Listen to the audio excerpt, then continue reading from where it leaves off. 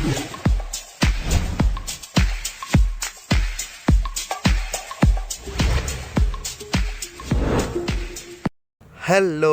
आज का हमारा टॉपिक है जी protein coupled receptor. GPCR basically single alpha helical peptide से बना होता है, जिसमें 7 मेम्ब्रेन स्पैनिंग रीजन प्रेजेंट होते हैं। ओके, अब हम जी प्रोटीन कपल्ड रिसेप्टर के डायग्राम को देखेंगे। डायग्राम में एक्स्ट्रा सेलुलर फ्लूइड में लिगेंड बाइंडिंग एरिया होता है। इंट्रासेलुलर फ्लूइड में जो हमारा रिसेप्टर होता है उससे जी प्रोटीन कपल्ड होती हैं। ओके, जी प्रोटीन जो होता है उसमें 3 सब यूनिट होती हैं, अल्फ़ा, बीटा, गामा।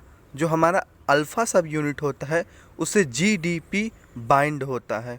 ओके, अब हम डायग्राम को थ्योरेटिकली देखेंगे तो इसमें बेसिकली एक्स्ट्रा सेलुलर रीजन में लिगेंड बाइंडिंग एरिया होता है। इंट्रासेलुलर फ्लूइड में हमारा जी प्रोटीन रिसेप्टर से कपल्ड होता है।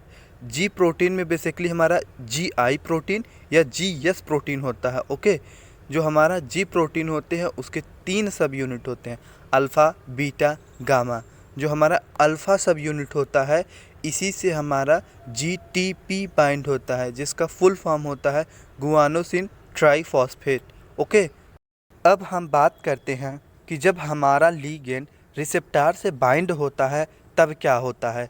जब रिसेप्टर से लिगेंड बाइंड होगा तो जी प्रोटीन के अल्फ़ा सब यूनिट पे जो जीडीपी होगा वो जीटीपी के थ्रू रिप्लेस हो जाएगा। जैसा कि डायग्राम में दिख रहा है, लेफ़्ट साइड में जो हमारा अल्फ़ा सब यूनिट है उससे जीडीपी बाइंड है और राइट साइड में उसको जीटीपी रिप्लेस करके खुद वहाँ पे बाइंड हो जाता है। ओके, नेक्स्ट पॉइंट है कि जब जीटीपी जी प्रोटीन के अल्फ़ा सब यूनिट से बाइंड करता है तब जी प्रोटीन का डिसोसिएशन होता है। मींस अल्फ़ा जीटीपी बीटा और गामा से डिसोसिएट हो जाता है और अदर इफेक्टर से इंटरेक्ट करता है जो फर्दर एक्शन के लिए रिस्पॉन्सिबल होता है। अब हम बात करते हैं कुछ इम्पॉर्टेंट पॉइंट्स की जो जीपीसीआर से रिलेटेड है। जीपीसीआर का response basically second to minute में होता है। ये मोस्ट एबंडेंट रिसेप्टर होते हैं। इनके थ्रू जो फंक्शन मीडिएट किए जाते हैं वो हैं न्यूरोट्रांसमिशन, ऑल्फैक्शन, विज़न। ओके, जो सेकेंड मैसेंजर होते हैं वो इसेंशियल होते हैं कंडक्ट करने में और एम्पलीफाई करने में सिग्नल्स को, जो कि हमारा जी प्रोटीन कपल्ड रिसेप्टर से आ रहे होते हैं। इसके लिए बेसिकली 2 पाथवे होते हैं, जिसमें फर्स्ट पाथवे है एडिनाइलिल साइक्लेज पाथवे, सेकेंड पाथवे है फास्फोलाइपेज सी पाथवे, जिसके थ्रू जीपीसीआर अपने एक्शन को परफॉर्म करते हैं या शो करते हैं। ओके, अब हम पाथवेज को देखेंगे, जिसमें हमारा फर्स्ट पाथवे है एडिनाइलिल साइक्लेज पाथवे। जो हमारा अल्फ़ा जीटीपी होता है वो एडिनाइलिल साइक्लेज को एक्टिवेट कर देता है, जिससे फर्दर साइक्लिक एएमपी का जनरेशन होता है। ये जो साइक्लिक एएमपी होता है वो सेकेंडरी मैसेंजर होता है और प्रोटीन के फास्फोराइलेशन को रेगुलेट करता है।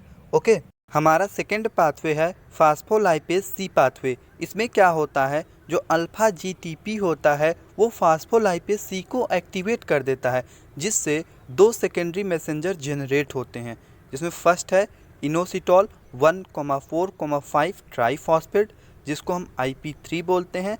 सेकेंड है डाई एसाइल ग्लिसरॉल, जिसको हम DAG बोलते हैं। जो हमारा इनोसिटॉल 1,4,5 ट्राइफॉस्फेट होता है या IP3 होता है, ये बेसिकली इंट्रासेलुलर फ्री कैल्शियम के कॉन्सेंट्रेशन के रेगुलेट करने के लिए रिस्पॉन्सिबल होता है। और जो हमारा DAG होता है ये वेरियस एंजाइम को एक्टिवेट कर देता है। इसका एग्जांपल है प्रोटीन काइनेज को एक्टिवेट कर देगा। Okay, thank you for watching. Please like, share, comment on the video and subscribe my channel for more videos.